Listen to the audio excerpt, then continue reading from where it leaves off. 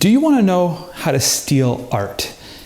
In this video, I want to look at the art of stealing, or the stealing of art, or the art of stealing art.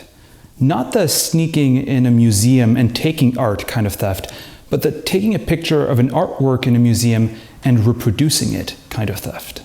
I want to look at artists who were inspired, who borrowed, who even stole from other artists. I want to ask questions about the history, the relevance, and the ethics of this theft. Also, I'm stealing a lot of the ideas and examples for this video from this book, Beg, Steal, and Borrow: Artists Against Originality by Robert Shore. By the way, I'm only posting a video a month now because I'm trying to make these videos more quality, a bit longer than they used to be. And that's taking a lot of time. It also means less ad revenue because that means less videos. So if you want to really help out this channel and keep these long form videos coming, check out patreon.com/thecanvas. It really helps out. And it gives us security that allows me to make these videos without stressing too much about revenue, and it'll be really appreciated. Thank you so much.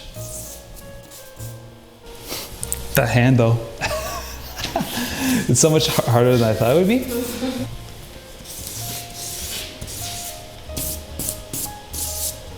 Is that pretty good?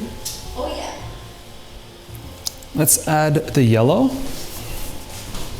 You're like a modern Bob Ross. I am Bob. Yeah, I'm like a modern Bob Ross. Except I don't I don't have a palette, so I'm just putting the paint straight on the on the paintbrush. You just do it very gently. How does he say it? I don't know, I just know like the happy accident. But yeah, we got some we got a lot of happy accidents. It's a happy disaster. Wow, that's beautiful. Artists say that hands are really hard to paint. I can't even trace hands. Look at that. All right, now we're going for the white. A little touch of white to lighten things up. I'm still trying to be Bob Ross here. All right, so if you want to see the final result, you have to watch the whole video. I want to start this journey by looking at Roy Lichtenstein, and in many ways, I want to center this journey around him, or around this question. Is Roy Lichtenstein a thief? He's extremely known for copying. He's not the first nor the last to copy. He's not even the best copier. He reproduced images with minor changes. Take his most popular 1963 Wham, for example. His version is quite different than the original comic book panel taken in DC Comics' All-American Men of War number 89. He took out the speech bubble, shifted the caption, erased some planes out of the composition, changed the colors, and changed some motifs on the plane. The motifs on the plane actually came from All-American Men of War number 90. His 1963 Drowning Girl is a cropped reproduction of Run for Love from Secret Hearts number 83. In here, the speech bubble is shifted and the waves are slightly changed. His 1964 Crying Girl is also cropped and the background is completely removed. A year before that, his 1963 Crying Girl, you know what? We'll keep that one for later. Keep it in mind.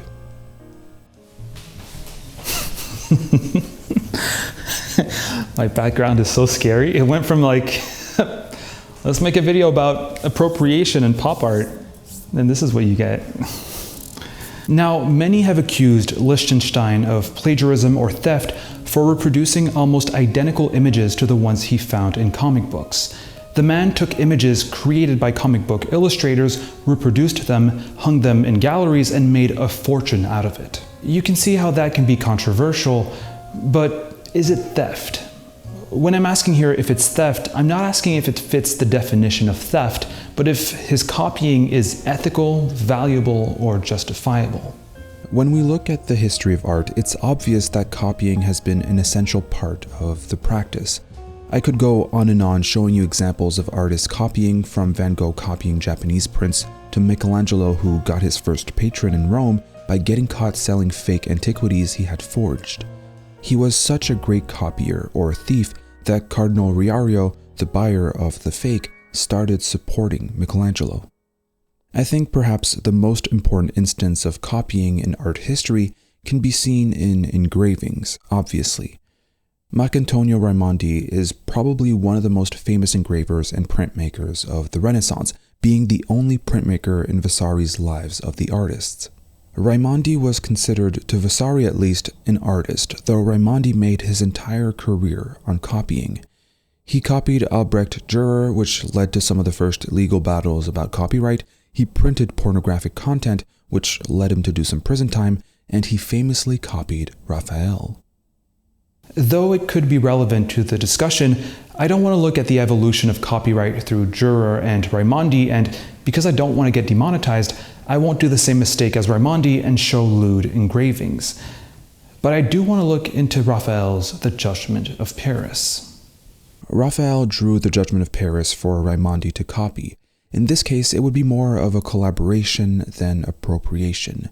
However, if you've seen my video on or know anything about Le Déjeuner sur l'herbe by Edouard Manet, then you know where I'm going with this. If you don't know, we're about to zoom in all the way here. This is not entirely original, is it? It's been speculated that Raphael took inspiration from his rival Michelangelo for this figure.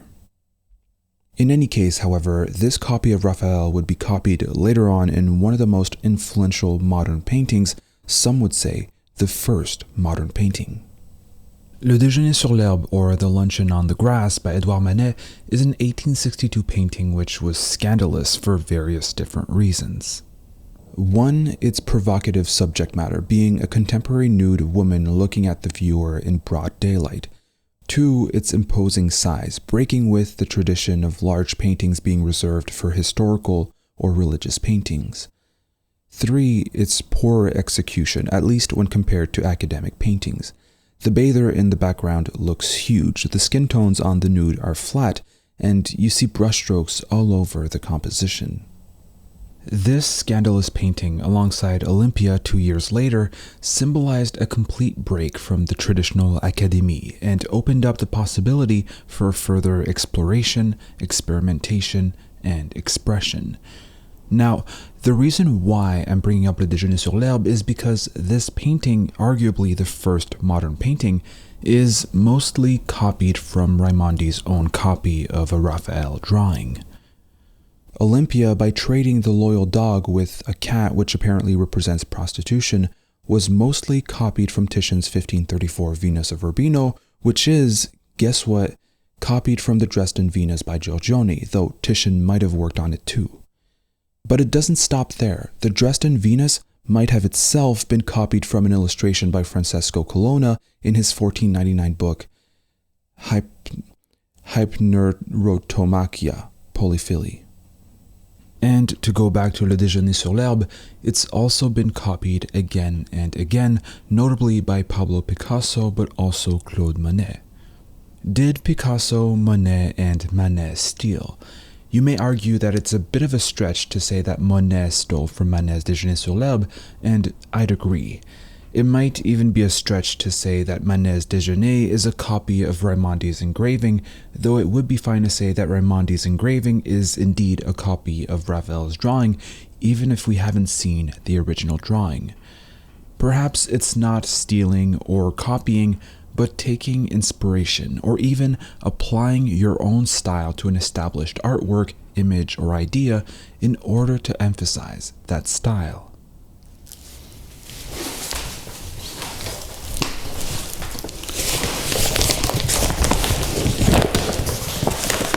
Oh, say, can you see by the dawn's early I pledge allegiance to the flag of the United States of America. This is where we actually sing it. Oh, say, can you see?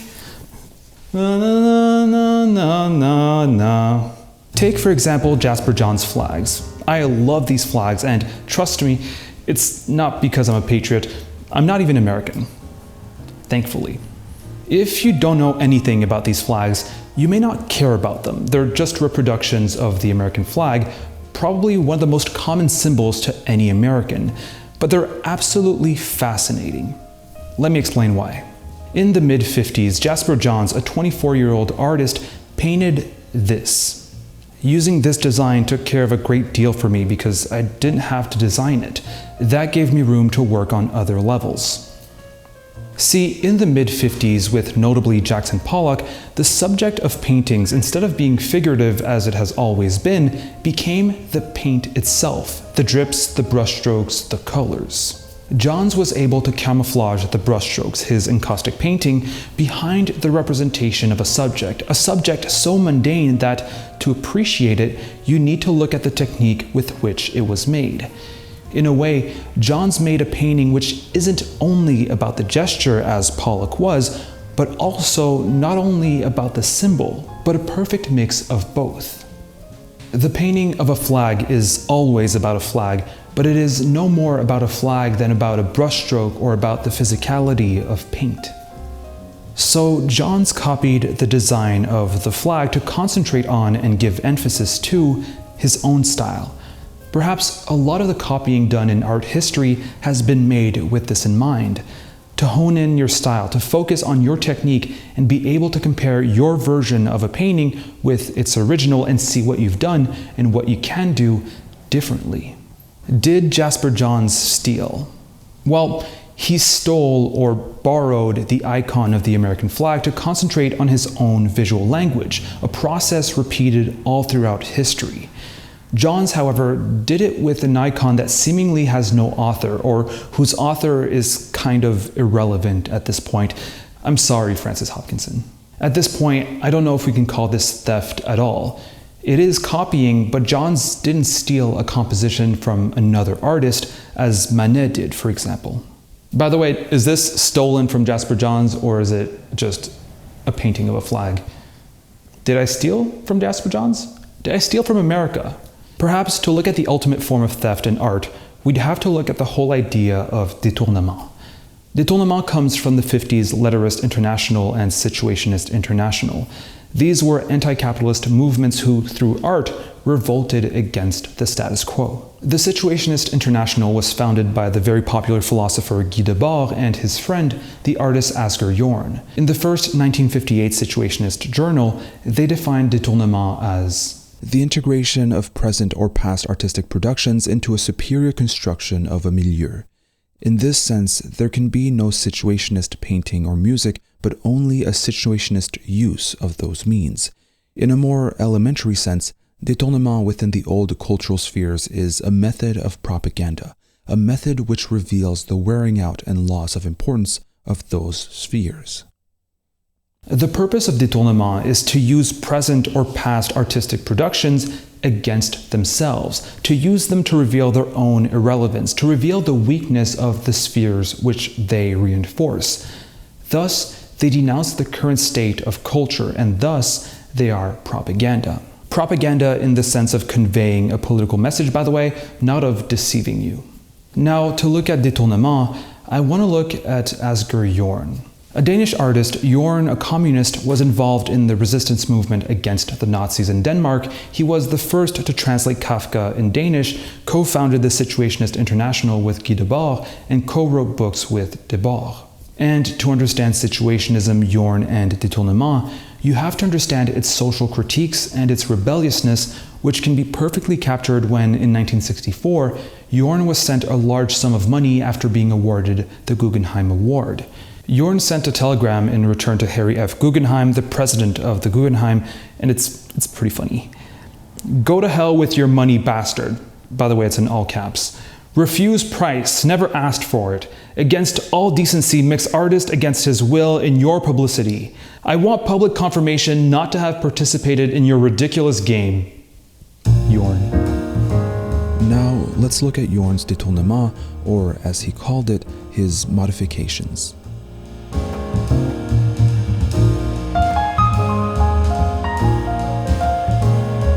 Jorn would modify paintings he found in flea markets, and this one is my favorite. Le Canard Inquiétant, The Disquieting Duckling, made in 1959. A giant duck floats on a lake in front of a cozy rural cabin.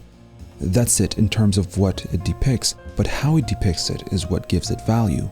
There's a disquieting contrast between the landscape and the duckling.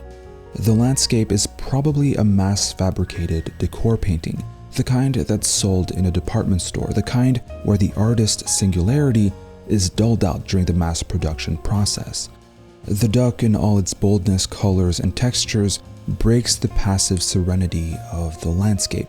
It's ugly, obviously, but in its ugliness, it's singular. In one composition, you have the singular, the unique, clashing with the banal and the ordinary. Jorn, through this composition, gives a great example of the objective behind Détournement. By painting the disquieting duckling, he's establishing a visual critique of decor paintings. Did Asger Jorn steal?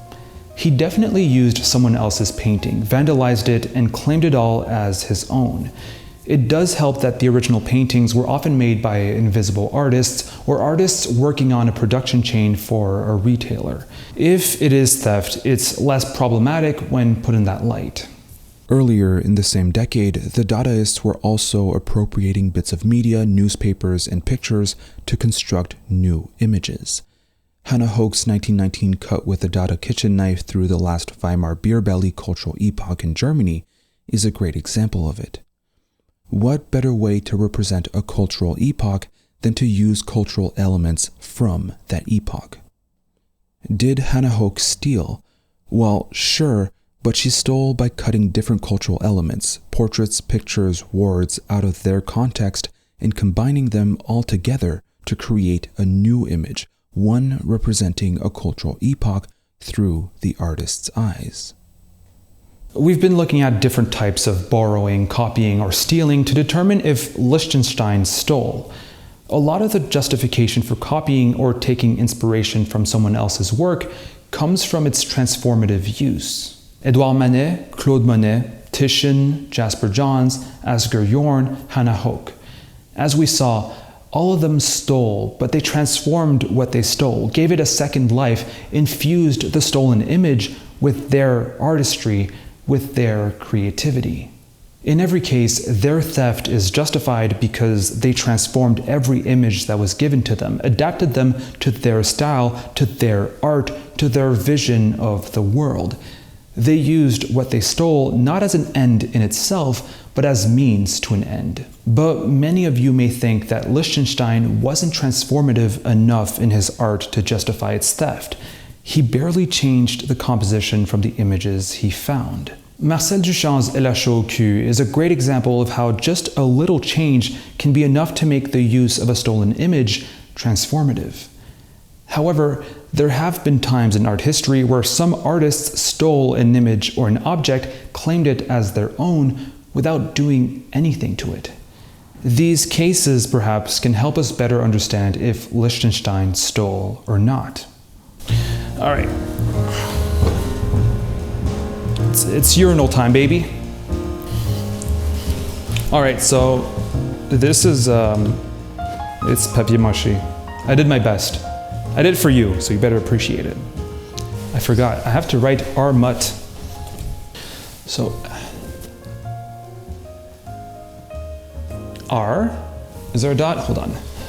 Okay, there is a dot. There is a dot right here. Looks like it was made by a child.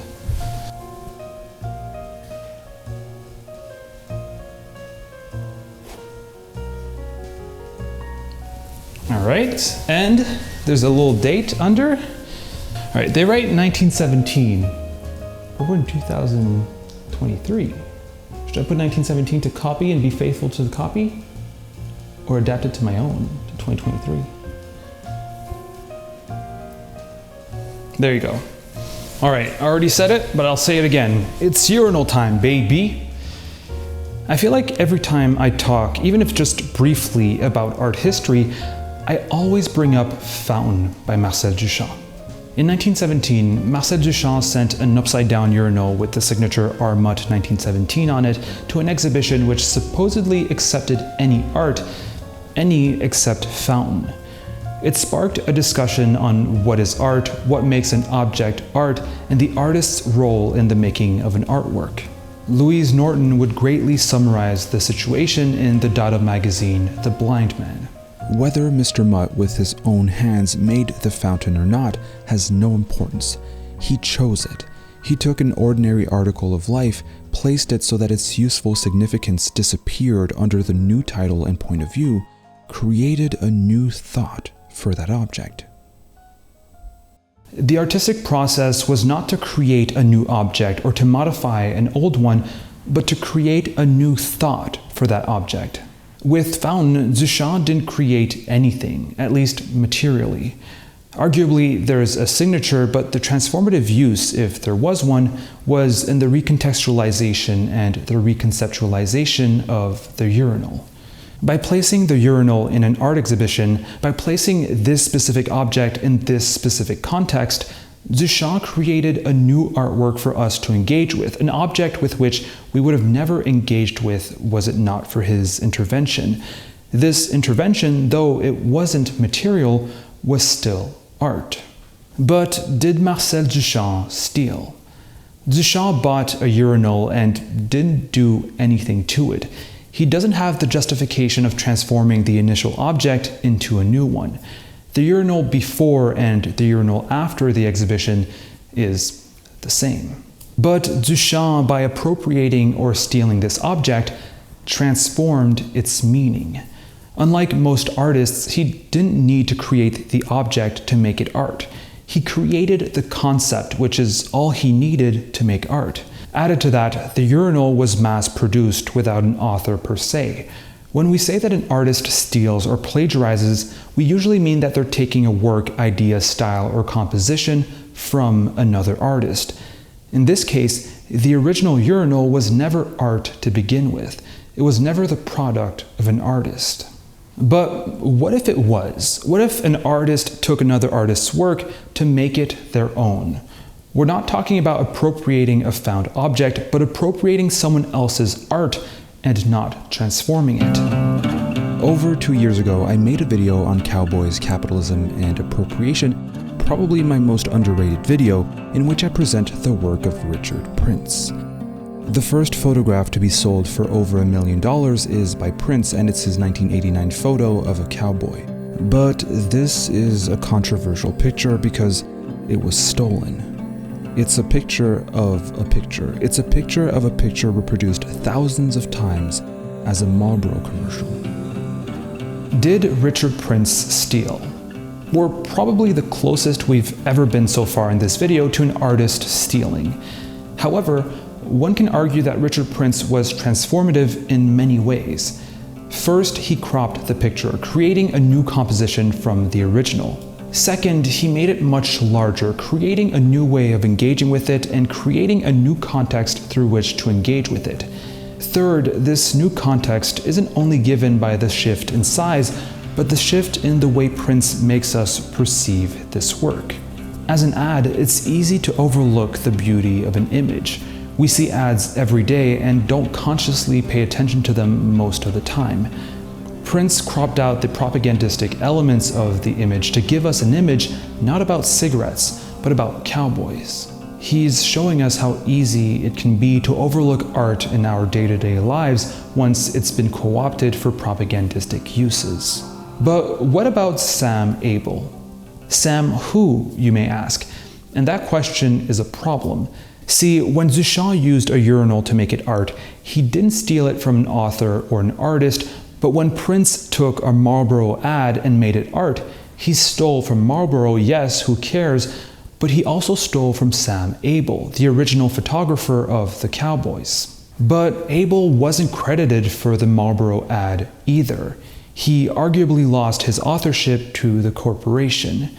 He was invisibilized already through the commercial processing of his images. There are many questions stemming from Prince's work, and perhaps his appropriation or his theft has value because it's forcing us to ask these questions, to talk about them, to have conversations about artists, art, commercialism, capitalism, etc.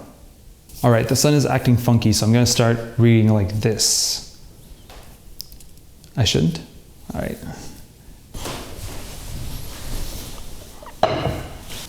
It's for the light. Is it looking good? Perfect. Finally, I want to look at the most thieving of thieves, the queen of copying. But before we do, I want to go back to Lichtenstein's 1963 Crying Girl.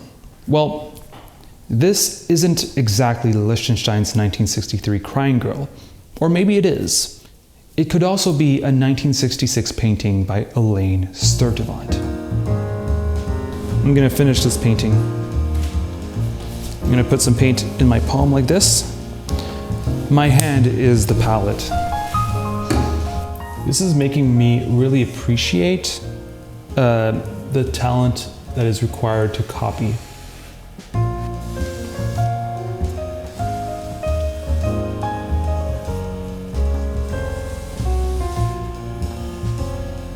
Actually, her eyelashes are not on the right. Fuck. They're here.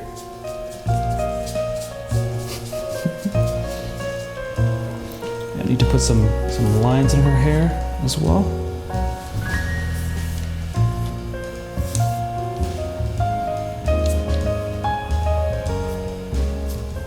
You know how Bob Ross talked about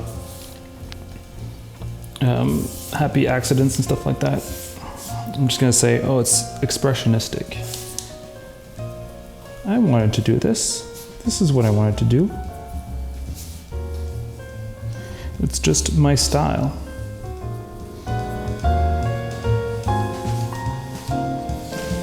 Oh, and the eyes. This is the finishing touch. Ta-da! This is how you steal Lichtenstein, as Sturtevant did it. Sturtevant made Lichtenstein Frightened Girl in 1966, an almost perfect copy of Lichtenstein's 1963 Crying Girl. It's not forgery though, or maybe it is, but it's what Sturtevant was known and praised for during her entire career. She sold this work for $710,500. It's a fake Lichtenstein, an original Sturtevant. She didn't only copy or repeat Lichtenstein. Who made this? If you answered Andy Warhol, you'd be wrong. It's Sturtevant. Who made this flag? If you answered Jasper Johns, you'd be wrong. It's Sturtevant. Who made this painting? If you answered Goya, you'd be right. Sturtevant didn't copy Goya. In any case, you might think artists despised her for copying their style, but they didn't. Andy Warhol famously gave her the silkscreen so she could reproduce his flowers. Warhol would even say when asked about his technique, "I don't know, ask Elaine." When Robert Rauschenberg's combined painting featuring a flag by Jasper Johns was stolen, Johns asked Sturtevant to recreate it for him. Did Elaine Sturtevant steal? I think in this case, it would be hard to argue that she didn't. Now, did Roy Lichtenstein steal? Let me present to you the strongest case I can find to defend him. From there, I guess you can decide. Alright, so is Lichtenstein's work transformative in its use as it is in the works of Manet, Monet, Picasso, or Jorn? No, it isn't. Lichtenstein isn't adding much to the original images. There's little to no transformation. When there is, it's extremely minor, not enough to call it transformative. What about it being transformative, not in its material, but in its context, as Duchamp did with Fountain? Lichtenstein made the paintings incredibly larger, giving a new perspective that you might not necessarily have in a comic book. He also turned it from a commodity to be casually bought in a comic book store to a rarefied, unique, and engaging artwork. As Duchamp's Fountain made us think about what art is, Lichtenstein is making us think about what art isn't. By making us interact with a blown-up comic, we are faced with the fact that we don't give as much time and consideration to books which not only have this type of image, but which are filled with hundreds of these images. Also, I think it's really important to note that Lichtenstein wasn't reproducing these images and saying he made them from scratch. Now, that would be proper theft and objectionable, but look at the first ever painting he did in this style in 1961. In Look Mickey, Lichtenstein isn't claiming he created Mickey Mouse, Donald Duck, or even the joke. He's not hiding the fact that he's reproducing the scene. He's not lying to anyone. There's no deception here. Also, like in Jasper Johns' work, there's also the argument that by replicating these already existing images, Lichtenstein was able to focus on his style. He would reproduce large Ben-Day dots, a printing process invented by Benjamin Henry Day, to mimic the mass production process of prints. But there's something incredibly different between Jasper Johns' flag, Marcel Duchamp's fountain, Andy Warhol's Campbell's soup cans, and Roy Lichtenstein's comics. I think the reason why you might feel uneasy with Lichtenstein's work more than any other is because of the authorship of the original work. We don't really care about the person who made or designed the urinal, nor do we care for the person who made the design of the Campbell's soup can or the American flag. Well, who cares about its author anyway? However, the artist behind each drawing reproduced by Lichtenstein are perhaps more significant. And isn't that interesting? Lichtenstein is often criticized for his own art being labeled high art and the art of the comic being labeled low art. But the distinction between the comic book artist, the soup can designer, the urinal maker, and the fine arts artist isn't about the degrees of art, but if it's considered art at all. But to go back to Lichtenstein's appropriation of low art and how much we care for the artists he stole from, one thing we must reconsider is, who cares about the designer of the Campbell's soup can? Who cares about Francis Hopkinson? Who cares about the designer of the urinal used for fountain? Which original artist we care about probably depends on how much artistic worth we give them. And I think here lies our issue with Lichtenstein. When reproducing a flag, Johns was undermining, in a way, the authorship of the original. But the American flag came to represent so much more than its design, so we don't really care for Francis Hopkinson. When appropriating a urinal, Duchamp was undermining the authorship of whoever designed and made it. But we're willing to drop the claims of authorship from whoever designed the urinal because, well, it's a urinal. It's not art. When reproducing Campbell's soup cans, Warhol was undermining the authorship of whoever designed the original soup cans. But we're also willing to drop the claims of authorship from whoever designed it because it's, as we commonly assume, done purely for its function and has little to no artistic worth. When reproducing Lichtenstein, Sturtevant was also undermining the authorship or the claim to that image from Lichtenstein. But we're willing to let it slide because she stole from prominent established artists who we couldn't mistake as being the original authors of the work.